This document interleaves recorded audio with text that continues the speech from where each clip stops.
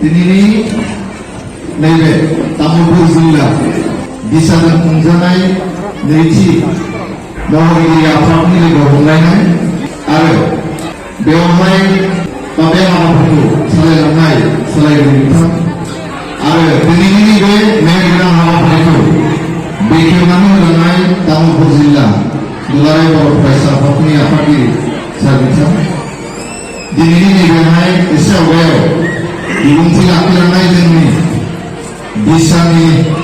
editor बर्डनि chairman Daimasa Brahma एबा जायखौ जों मेन्डेला होननानै सिनायो सार बिथां आरो दिनैनि नैबे हाबाफारियाव दाबावैसो जोंनि गेजेराव सफैनो हादों जोंनि बिटिसिनि बारग'गिरि सार गणेश कसारि बिथां आरो बेवहाय बाहागो लादों सुबिदा सेरफां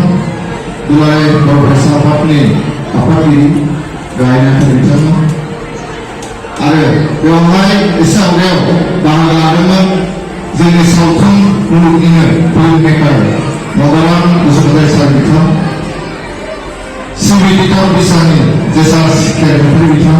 बिथांमोना थांबाय आरो जोंनि बिसानि माखासे दैदेनगिरि बिथांमोना तामुलपुर जिल्ला बिसानि माखासे दैदेनगिरि